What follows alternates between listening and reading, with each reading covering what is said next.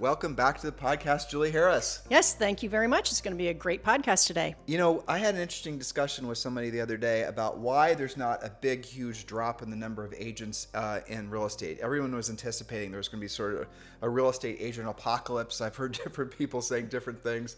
A lot of clickbaity garbage, basically. But the gist of it is year over year, I think you saw this, that the total number of members of National Association of Realtors is down something by like 17,000 agents. And people are wondering why the heck aren't more agents leaving the business, considering the transaction volume is down and all the normal, things that are happening as we're in this transitioning market. Which, by the way, listeners, if you've been listening to us for the last 10 plus years, but specifically the last 24 months, we've been preparing you for this exact market. But that aside, so why aren't there more agents leaving the business? And the answer is, to me, very obvious, is because a vast majority of agents in the business are part-time. They have full-time jobs or, whatever. They have other things going on in their lives. So a lot of folks get their licenses anticipating that they'll need it, or, maybe an opportunity pops up or they're going to finally ramp into their dream real estate career, those types of things. And those people are not going to leave real estate just because there's fewer sales happening, because they weren't doing that many in the first place. So for those of you who thought there was going to be some sort of big drop-off in agents, it's sort of like the same group of people that thought there was going to be some sort of big reduction in home values, the doomsdayer types. Well, I think I think time has proven out that in both cases those assumptions were incorrect. People are not going to give up their real estate licenses and get out of real estate, and frankly, we're not going to see a big drop in home values, but that's a different podcast. So this podcast specifically is for those of you who are part-time, but you want to go full-time. Now, here's another sort of funny, maybe not so funny twist on this.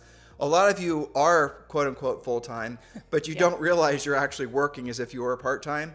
So what we're going to do is this is an overall plan that's going to put you into action to help you make, frankly, a lot of money and get a lot of momentum. And as always, we're going to keep this very practical, very tactical, and just give you things that are not going to spend a lot of time on mindset and, all that, woo-woo stuff. We're focusing mostly on the things that are going to put you in a position to help as many people as you can and put money in your pocket as quickly as possible. Hopefully that's okay with all of you. That's right. So essentially, this is how to earn full-time money working potentially a part-time schedule. And that comes, as you said, in many flavors. That could be the, quote, full-time agent that really only has X amount of hours or is allocating that time essentially working part-time, or it could be you're working completely other job and real estate is just your on the side type of deal. This is for all of you. So we're going to talk about the actual how to earn full-time type of money on perhaps a more limited schedule. I think we should also say, because this will surprise a lot of people, in our industry, part-time agents, I'm putting air quotes around part-time agents because, like I said before, I was being kind of facetious, but I was also being honest. Right. A lot of full-time agents really only work part-time. If you actually were to figure out how many hours you're spending per day doing real estate activities are going to result in you helping someone make and actually do a transaction. Most agents, and Julie and I have studied this over the last couple of decades, it's maybe, if you're lucky, an hour a day. If we're being honest, yes. Now, so here's the miracle of the part-time agent, and this is the reason I think we have a lot of, frankly, part-time agents that are very successful in our coaching program, is because they don't have the time to waste. And I'll use this example. You're going to have to help me with his last name. Paul. I'll tell you, it's Schoberg. Yeah, Schoberg. Some of you guys know who he is because we've mentioned his name before, but he's the best example. He is. So this guy was a full-time contractor for the Central Intelligence Agency. Yes, you heard that right. So he was a contractor. He has a software company. He's become very, very successful. But I was coaching him back when he was spinning up the software company, and also at the same time, his real estate brokerage was doing great. And here's how we created Paul's schedule: is that he would work in real estate on certain days during certain time frames, and the rest, and other than that, he wouldn't. And he was referring a lot of buyer leads out, so he's primarily focusing on listing leads. And those sellers then who had something to sell then or something to buy, he'd work with them too. But he was very focused. He did not waste time. So when in matter of fact, every Friday is when he'd work in his real estate business. And I'm assuming Saturday as well, but I know for sure Friday. And on those Fridays, it was like he was, essentially a Marine attacking the beach of Normandy during World War II, right? Or maybe almost like somebody that works at the CIA. Yeah, exactly. Right? Somebody who's very, very focused, drilled down, getting things done, not wasting time. Efficient. And doing the things in real estate that was going to put money in his pocket the quickest and help the most people. So that's what's fascinating. If you are a full-time agent, you've got however many hours in the day you decide to air quote yourself here in real estate, that I'm, selling real estate or whatever.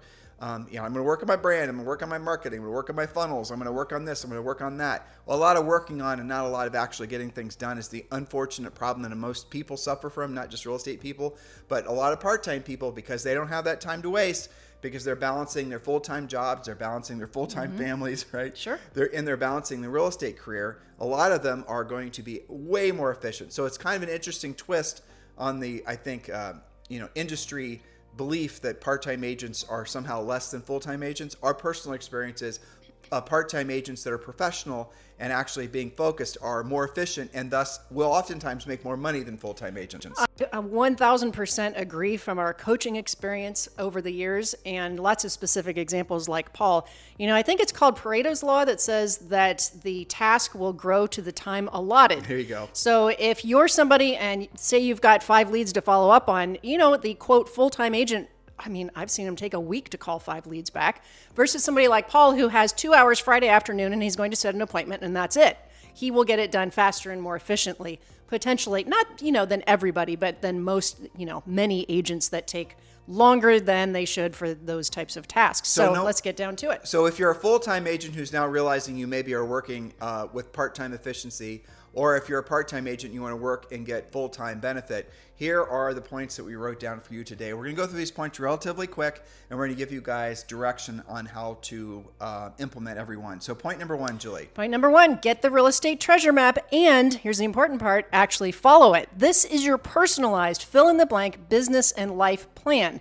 It helps you to identify what the goal is for you being in real estate, whether you're full-time or part-time. Are you working, for example, part-time until you can switch to full-time, or is real estate always going to be supplemental? Either one is okay. But what is the income required for you? How many transactions will it take for you to get there? It's hard to hit a goal if you haven't defined the goal. I actually should mention this too. Sure. And again, I'm kind of nerding out a little bit because I'm just trying to correct a lot of the misinformation that's being passed around out there, especially amongst YouTubers, to be honest with you. A lot of people too, they don't realize that more people get their real estate licenses, and fortunately this isn't really happening, when there are job losses. So when people lose their jobs, or people are not making as much money or getting as many hours, or just something's happening that's causing them to not, obviously make as much money, they will get, I think the kids call it nowadays side hustles, or, they'll get real estate licenses. And that's the other thing that happens in a recession. People think in a recession, though we're not in a recession, but people think in a recession, a lot of people get out of real estate, don't get their licenses. The exact opposite is true. So it's kind of a fascinating industry that we're in. But in any event, so those of you who are listening to our podcast for the sake of using our content for creating your own content, and I know a lot of you out there do, especially on YouTube, do keep that in mind and make sure you're not passing along misinformation. Julie, point number 2. Point number 2, become great at proactive lead generation immediately. A part-time agent who prospects is more efficient than a full-time agent who doesn't. The part-time agent will likely net a higher percentage of their income as well. Don't buy leads, for example. Every time you pay for your leads, you're adding to what you have to earn to meet or exceed your goals. You're actually moving backwards if you're buying leads. So we're going to take a half step back. What's the real estate treasure map, Julie? The real estate treasure map is your personalized fill-in-the-blank business and life plan. So basically, when you join Premier Coaching, and all you've got to do is click the link in our show description below, or you can just go to premiercoaching.com. You can join Premier Coaching, and then you're going to have immediate access to the the real estate treasure map. But it is our business plan, basically, with a cheesy name. But that is going to give you a specific, drilled down, exactly what you should be doing, steps to take, financial goals, how to break down, a goal is a dream with an action plan, and just the whole thing. All of the nuts and bolts of how to really, the foundational tools that you definitely need to have to create a real estate business, or really any business, that are part of the real estate treasure map. And that is free when you join Premier Coaching. So just scroll down, click the link to join Premier Coaching. It takes about, I think, 17 seconds to join Premier Coaching. And when you do, you have full access to the first level. First level of Premier Coaching includes a daily semi-private coaching call with a Harris certified coach, but absolutely positively do get that done. And as Julie just said, with point number 2, which reminded me to go back and review what point number 1 was, is that when you are using your treasure map, you're going to know exactly how much money you want to earn and have to earn. There's 2 different buckets there. And then you're going to figure out how to work your numbers backwards to figure out how many transactions you have to do. Once you actually have that level of mental and emotional control over your finances, then you're going to realize that there's actually generally speaking, not a lot of need to buy buyer leads. Because let's say, for example, your goal as a part-time earner is going to earn, the average full-time agent earns what, $90,000? That's right. And I think the average part-time or the average agent was earning less than $20,000, if I remember correctly. It's like 11,000, yeah. Right. So if you were to focus as a part-time agent, there's no reason you couldn't earn full-time income. But you're just going to have to drill down and really know what your numbers are. And you can do things like, for example, believe it or not, in many markets, you can create an abundance of buyer leads or seller leads and seller leads just doing open houses. There's so many different things you can do where you don't have to basically, essentially buy leads. Buying leads is perceived to be the easy button, but it's actually harder because you have to spend money, which many of you don't have the money to invest. So you're going to spend money on these leads. Then you're going to, quickly discover that many of the leads that you're going to be spending money on aren't going to actually ever transact. Nor are they just your leads. And that doesn't have anything, that doesn't even include, right? That doesn't even include all the time you're going to spend working with those leads. In most cases, in an economy and a housing market like this, you are going to be better off. Look, if someone throws you a lead and the lead is a great lead and you have to pay a large referral fee and you're needing to get cash flow flowing, that's fantastic. Really, when you're getting your business out of the ground and you're really trying to build momentum, the answer is yes to all opportunities, and then you can become more particular and more focused on profit as you start to build some cash flow. But be realistic. By the way, that's all laid out in the real estate treasure map. Point number 3, Julie. Yes, point number 3, track your numbers closely using the whiteboard system that we teach you in Premier Coaching, because it's the only way you're going to actually know if you're on track, ahead, or behind on your financial goals. Now remember, previous point, how do you know what your financial goals are? The treasure map's going to show you that. But concentrate heavily on lead generation and turning your leads into appointments. 90% of your time should be spent generating new business, and 10% will go to appointments. That's an excellent, and this is something I think when we say this, people always it raises eyebrows, but it's true. You're being told in your real estate business that you have to get good at a whole bunch of different things. You have to build your brand. You have to do your marketing. You have to, build websites, build funnels. You have to try this and try that. Exactly. Build your team. You're being told you have to do all these things.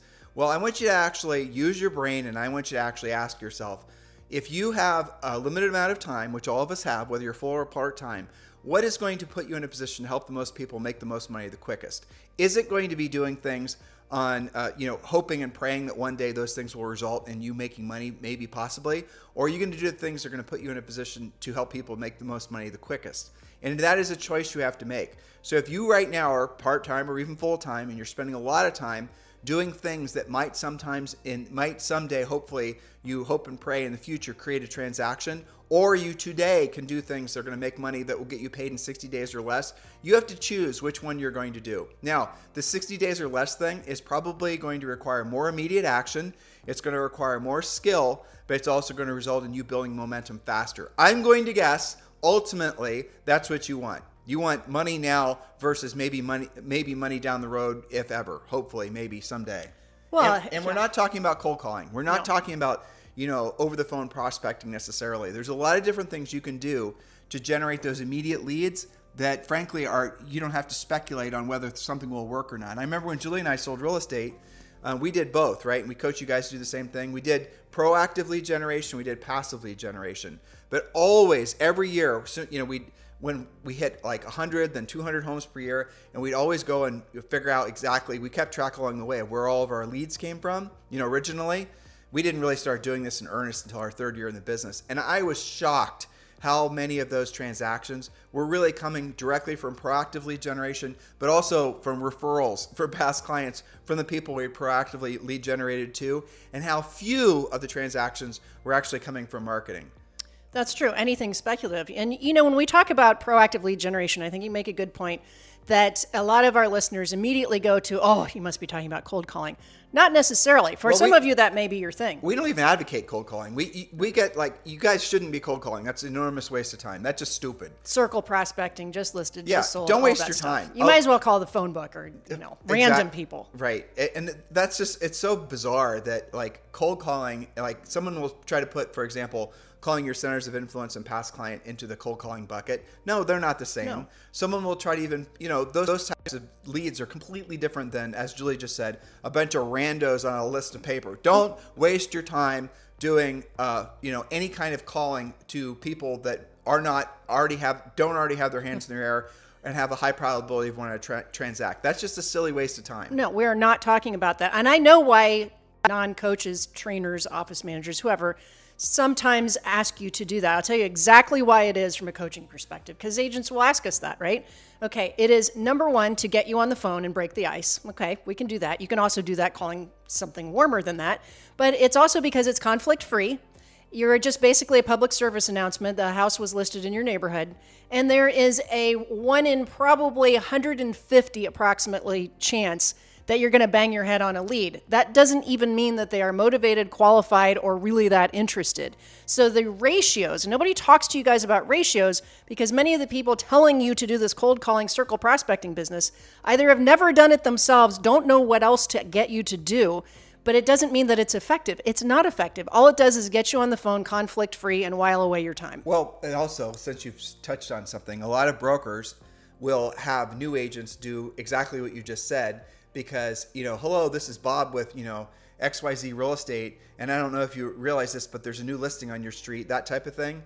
Well, really what that broker's doing is getting these new agents essentially to do cold calling for the benefit of making the community more, brand aware of that broker's business. In other words, the broker has a bunch of agents in there that are making these calls, and really what the agents are doing is free marketing on behalf of that broker. A lot of that sort of thing, you guys got to start using your heads and thinking this stuff through, because really, frankly, there's no reason that everyone can't be successful in real estate. There is enough available transactions that will certainly be happening over the next 10 years that people. This is the other thing I think is fascinating. I had a conversation with someone the other day, and they said there are too many agents in the industry. Well, how can that possibly be true? It doesn't make sense that there's too many. Matter of fact, there could be probably 3 or 5 times as many, because if you are looking strictly at historical data and ignoring future demographic demand, there's actually probably, if you consider how many of those agents are part-time versus full-time, there is going to be more demand for more agents going forward than there is now, because the number of people that are going to be doing transactions, the number of baby boomers, millennials, everybody in between, there's going to be, for the rest of our lives, an enormous demand for real estate. That's not going to drop off. Nope. That's not going to change. That's not going to subside. So if anything, this is a massive growth industry. I 100% agree. So speaking of brokers, point number 4, choose your broker wisely, whether you are part-time or full-time. Make a profit on your transactions in more than just one way. Choose a broker already operating in the metaverse that has revenue share opportunities and stock awards, as well as the immediate support that you need. And as always, we are definitely advocating for eXp Realty, so make sure you check out eXp Realty. There's links for you to learn more about eXp Realty at the top of the description of today's show. Julie and I have been with eXp Realty. They've been, I think it's arguably one of the best business decisions that we've made to date. Totally agree. And the simple fact is that eXp led the way on creating, as Julie just said, a brokerage model that allows agents to earn money from more than just real estate transactions. And the impact that's had on many people's lives, frankly, including ours, is, it's life-changing. It's exceptional. Yes. So if you're looking for a broker upgrade or looking to choose a broker in the first place, definitely click on the link above, and you'll be able to watch some videos about eXp Realty. And also, if you're ready to choose your eXp Realty sponsor, Julie and I are certainly encouraging you to connect directly with us. And you can text me directly at 512-758-0206, 512-758-0206. And remember, the link is above if you just want to, or below really, if you're on iTunes or Spotify or whatever. But yeah, just click and you can, watch the videos, or just text me directly at 512-758-0206 if you're ready to join and you're looking for a sponsor. All right, Julie, point number 5. Point number 5, get your pre-listing package, buyer's presentation, and listing presentation done, learned, polished as soon as possible. Your job is to earn while you learn. Why? Because knowledge equals confidence and ignorance equals fear. These presentations, again, the pre-listing package, buyer presentation, and formal listing presentation, will give you the confidence you need to succeed. And I have to say, Tim, some of my most recent conversations with the agents who are looking at maybe becoming an elite coaching client or some of our one-on-one clients, it's very interesting what we're discovering. Many of them have done really well in the past market, either not having all of this done or not needing it as much or not having it polished. And now with a transitioning market where sellers are more particular and there's less buyer business, they have recognized, hey, you know what? Now's the time I really do need to polish my skills. I need to upgrade my presentations. Why? Because it's getting more competitive out there. Well, the 100% thing you said was knowledge equals confidence, ignorance equals fear. And if you ask yourself why it is, agents, that you're not more aggressively pursuing becoming a listing agent, it's, let's just be honest, because you know it's going to require a higher level of skill, and it's going to require you competing. You're going to have to, expose yourself to potentially being rejected, all these things, right? So that's the reason that you need to have a more formal, proven system. Our pre-listing package is probably, I think, one of the most powerful things that's included with Premier Coaching. Absolutely. And the pre-listing pack essentially acts as your silent salesperson. It's going to do a majority of the work for you prior to you getting to the seller's house, so that when you're at the seller's house, all the big, nasty, hairy questions, objections, right, have already been answered. So you can just, that's the reason our listing presentation, generally speaking, lasts like 20 minutes, maybe 15. It's because the pre-listing pack did all the question answering prior to you getting there. And so the seller actually is very thankful that you've removed the stress from the appointment, to the point where you're going to, like, if you're competing against somebody who doesn't have a pre-listing package and you send over our pre-listing package, which is customized and personalized for you, and the seller sees that, goes through the pages, realizes, well, I don't have to ask, Bob about commission. I don't have to ask him about listing term. I don't have to ask him about communication. I don't have to ask him about all these other service guarantees, all the USPs and the risk reversals that are included with the pre-listing pack. They're all there. That seller is going to immediately feel great about you because you're obviously more professional. And oftentimes, believe it or not, listeners, that's all it's going to take for you to get the listing. We've had new agents who have used our system, to a T, used the pre-listing pack, and kicked the asses of the, I think, old guard real estate agents in some of the most expensive markets in the United States. And this market here that we're in now is a perfect time for a new agent, or if you're not a new agent but you want to move to a more expensive market, which I think is a smart move for all of you, you can take advantage of the apathy and the complacency that most of these, I think, old guard real estate agents are going to have. And you can, slide into that market, use the pre-listing pack, have a more professional approach, and you will take listings. How do I know? Aside from the thousands of agents that we've coached over the years that have done just that, Billy and I did just that when we sold real estate. That's right. We went from an average sale price of like $200,000 to an average sale price that was over $1 million, and we did it inside 12 months. And the great news was the exact system that we were using is what's included in Premier Coaching and the rest of our coaching programs. But the exact system that we used to sell $200,000 houses, now this was back mostly in the 90s, was the same system that we used when selling houses that were $2 million. So guess what? It'll work for you as well. Point number 7, Julie. Point number 6, actually. Point number 6, know what makes you money in real estate. Boy, this is a big point. You were talking about people are trying to talk you into trying this, that, and the other, and you have to implement all of these different things. No, there's only a few things that actually make you money in real estate. That's lead generation, absolutely by far the most number one thing on the list. That's why it's first. Lead generation, furiously fast lead follow-up, pre-qualifying, presenting, negotiating, and closing. You can virtually ignore everything else and simply lather, rinse, repeat, going right back to lead generation and doing that list again. You always sneak that furiously fast lead follow-up in, and we're not in complete agreement about that. And I'm not Someday saying, I'll explain why, but I'm not saying Julie's wrong, or I'm not saying I'm right, though I am. What I'm saying is if you're really good at your lead generation, you're really good with your pre-qualifying, you're not going to have to worry too much about lead follow-up. And so if you're actually having a meaningful conversation with a buyer or ideally a seller, and you've taken a scripted professional approach and you pre-qualified them and you set an appointment, there's no lead follow-up to do. Now, I know that doesn't work in every case, but for the most part, what you really have to get good at, and you can take the other side of this if you'd like, what you have to get really good at is proactive lead generation, pre-qualifying and appointment setting, and then you could argue also negotiating and presenting are important as well, because you do all the work and you show up and you're a terrible presenter, well then you just lost the opportunity. But really the most important thing in any business, think about this, listeners. You can have, and this is outside of real estate, let's say you have a marginal product. It doesn't even, I'm looking at Boost Mobile, for example, right? With that Ryan, what's his name, the actor, I don't remember his name. I haven't either. Yeah. Anyway, so Boost Mobile, there's no way Boost Mobile's service, and I'm sure it's fantastic, just using it as an example, but it's unlikely, let's say, that Boost Mobile service is going to be as efficient as T-Mobile, but where they're 100,000 times better is the marketing to promote Boost.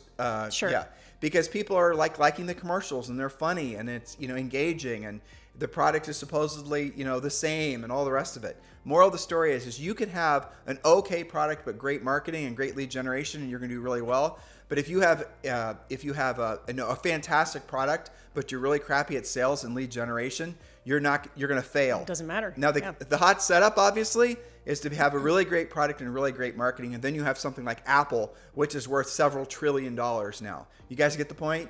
So when you're thinking through this, if you have to get really good at one thing and you're just building momentum in your business, the number one thing for you to get really good at is proactive lead generation and then pre-qualifying. Generate the leads and they get on those leads urgently. A lot of you are in the business, you got in the business and you were seduced into believing that your system was supposed to be generate the leads, stick them in a funnel, drip on them, have the VA pre-qualify them. So you're wondering why you're not making more money. It's because your system is too complex.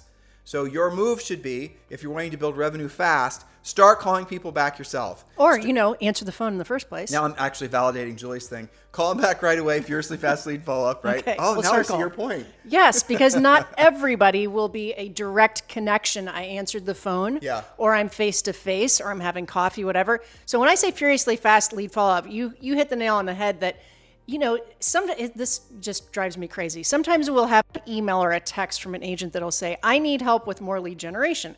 So one of us will call to follow up and their voicemail's full, right? So what kind of leads are lurking in your voicemail and in all of your complicated, double opt-in systems that you haven't connected with yet? And just for the record, when she says one of us, she means one of our coaches, because we're not calling you back with you. Yeah. So that's one of our coaches. Yeah, but they'll report in going, well, their voicemail's full. If you're in Premier Coaching and you have a question in between calls and you're going to message one of the coaches are going to follow up, but they're always going to tell you the same thing. So stop looking for answers. That is also the funny thing, right? I know, it is. But this also goes to things like open house leads, right? Don't sit on your open house leads. You got a sign-in list with emails and phone numbers. And some of you guys will sit on that for 2 weeks until you feel desperate enough to try and shake loose another deal. Same night or at the worst case scenario, the following day. That's what I mean by furiously fast lead follow-up. Yeah, that's true. Just don't sit on your leads. But when you call them back, you have to have a scripted professional approach where you're going to call them back and you're going to root out what their levels of motivation are, whether they have houses for sale or houses to sell. You guys get the point here. You're going to have to be a lot more direct, be a lot more professional. And here's what will happen. A lot of you are resisting that level of professionalism because you don't want to be perceived as being too pushy or whatever.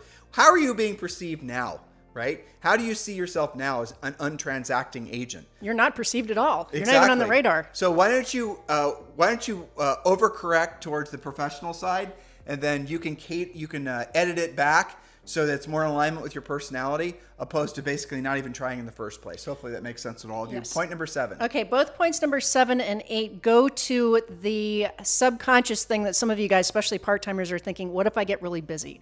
You know what? That's such a funny thing. I know. Here, I'll summarize 7 and 8. Worry about that when it's a problem. Right. You want to go to point 9? Sure. They can see the notes below. But I mean, isn't that basically it? It is. Well, I'll quickly do it. So you can get a transaction coordinator if you're averaging 2 transactions per month for 90 days. Until then, you don't need one. And you don't need I would be very, very apprehensive to hire a full-time transaction coordinator. In our best-selling book, Harris Rules, we talk about this, and you have to adjust what I'm about to say depending on your sale price. But as a rule, you have to be doing at least, again, if your sale price is say $1 million, versus say 100,000, adjust accordingly.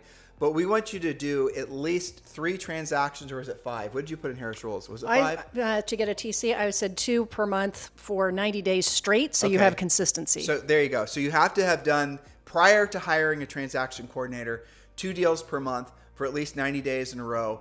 Consistently. And again, the consistent part is the main thing. And when you hire a TC, then especially a good one, then you're going to have even more consistency. But here's the thing that's really blown up over the last, 5 years. You can you can use a virtual transaction coordinator, and they really do a fantastic job. By deal, right? Yeah, exactly. Yeah, you don't have to have somebody on salary. I think, honestly, I do think that's crazy, because then you're paying them even if you're not making any money, and that doesn't make any sense. But the other things like SkySlope and the rest of it has really made the whole process much simpler. But yeah, when you get really successful, you're going to want a full-time, you can call them whatever you want to, admin, transaction coordinator, whatever it's going to be. That makes sense. Someone to help you organize your life and keep your transactions on track. But don't think you have to start out that way. And maybe you actually never have to hire a full-time person, because you can just hire someone to manage the process as the transactions show up in your life. Point number 8. And point number 8 is, to the getting busy thought. Know agents to refer business to if you get overscheduled, and track those referrals. Eliminate that feeling of, what if what I'm doing works really well? I'm not ready to handle it, through referring if you have to. Maybe you're Paul in DC, and his regular job has got him really scheduled up. Well, referral agents, not team members. You don't need to build a team. Always say, yes, it would be my pleasure to help you with that. And then refer them to another agent that you trust, or ask your Premier Coaching clients to connect you to somebody. Our coaching clients do deals with each other all the time. There are agents out there that'll never want to work on the listing side. So the one thing you can't refer out in your local market are listings. You have to take the listings yourself. But if you've got an excess number of buyers, as Julie just said, refer those buyers out to the agents that only want to work with buyers in your marketplace. And by the way, that's 99% of them. Tons of them. And then charge them a 35% referral fee. You'll actually make more net income referring your transactions out to agents at 35% than you ever would have if you had them as buyers agents. And we talked about that on previous podcasts. But guys, focus on what the recurring message here is. Get into action, be of service to other people, and you will make more money faster, even in a market like this you can possibly imagine. Don't allow yourself to be lured into believing that real estate is anything other than simple, because this is an incredibly simple business. It's just as simple as what we're laying out to you guys now, and what you'll learn more about when you join Premier Coaching. Point number 9, Julie. Point number 9, discuss with your spouse and family what it's going to take and get their support. Remember, you can use the treasure map to support your discussions. Explain to them how your whiteboards work so they can see that your efforts are netting results. Keep them on your team. You all need to be rowing the ship in the same direction. So actually talk about it with your spouse, your family, etc. It is important you guys understand there are places in your business as your business evolves for marketing, advertising, for branding, for funnels, for drip campaigns, for social media, for all this stuff. There are places in your business as you evolve, as you climb the mountain, where you're going to want to add those things. But again, the focus on this podcast was essentially getting you into immediate action, whether you're a new agent, a part-time agent, or whether you're a full-time agent who's been realizing they're only getting part-time results because they didn't have a plan. But you can do the marketing and the advertising. We're big advocates of it. I mean, Julie and I do a ton of stuff on social media. We do a ton of stuff on YouTube. I mean, this podcast you're listening to right now technically is new media, right? So we're big advocates of it. But the idea that someone's going to come into the business and told that they're having to build all these very complex systems that may or may not ever produce any meaningful, tangible financial results is asinine, because there's so many other things you can be doing that will get you in essentially a more urgent position to make money. If you don't make money, most of you, you're not, how viable is your, future in real estate? It's not. You're just going to be a part-timer that never sells anything. So focus on what we're telling you, because it definitely does work in any market, in any price range. Point number 10, Julie. Point number 10, ask for help when you need it. Don't be out in the real estate wilds all by yourself. Part-time agents are welcome in all of our coaching programs. We have pilots, firefighters, teachers, and even an actual, real, honest-to-God rocket scientist. And evidently spies. I checked. And spies. Yes, we do. Perhaps. Yeah, it is funny how we have a lot. Well, you know what? I noticed there has been a drop-off in airline pilots. I think it's because, travel is, I think there's actually a pilot shortage, so they're probably all employed again. Yeah, I think you're right. That's why. But you know what? There were a ton of them who were joining right there. There were. And they listened. Hopefully, they weren't listening. If you're a pilot and you're flying a commercial airliner, listening to our podcast, I don't know what. I don't know what to say. I guess you're okay. I don't know. What do I know? Exactly. Point number 11. Point number 11. Don't listen to anybody who tells you can't do it. Real estate in general, sales in general, being a listing agent, it's not up to them. It's up to you. Here's your mindset. If it's meant to be, it's up to me. That's your mentality, and take massive action daily. And Julie's other little saying, which I really like, as I'm a doer, I get things done. I'm a doer, I do things now, I get things done. Yeah, there you go. You have that memorized. So it's fascinating. I think you guys, a lot of you are attracted to Julie as being your private coach, and she is always looking for elite coaching clients. And if you want to be coached by Julie in elite coaching, it is our most expensive and most onerous and most challenging coaching program that we offer. Some of you are ready for that. If you're wanting to be in Julie's schedule, just text me directly at 512-758-0206. 512-758-0206. Text me a little video. That would be great. Telling me about your experience in real estate, or you can just, obviously text me something about that. And then we'll pick up the conversation. And if I think you're a good fit for Julie's schedule, then you'll talk to Julie and she'll interview you and you'll interview her and you guys will decide if you're a fit. So if that's you, 512-758-0206. But a lot of the reasons I think, and a lot of the coaching clients Julie picks up, are people that are, I think recovering procrastinators, as True. you were. Yes, I think that there's a strain to that for sure. I would say my other most common request is realize that I did really well when the market was hotter and easier. And now I'm starting to wonder what's going on, because a lot of the past client center of influence business has kind of dried up because they all either refinanced or bought in the past 3 or 5 years. So we've got that. We have agents that seem to have plateaued at choose your volume number. I hear a lot like 20 to 40 million, and they want to go to the next level. So they've got a lot of great stuff figured out, and they've become a little bit competitive, but now they want to really, really turn on the burners. And I kind of specialize in that. I tease them that, we don't really raise agents that are just dabbling. We raise superstars. So eat your Wheaties and get ready to work. And I think we have a lot of fun seeing them succeed at that next level too. You have clients that aren't necessarily in that 60 to 40 million range that are newer, but they came to the business with past sales experience. Yes, that's true too. And they come to the business with a little bit, a lot more business acumen.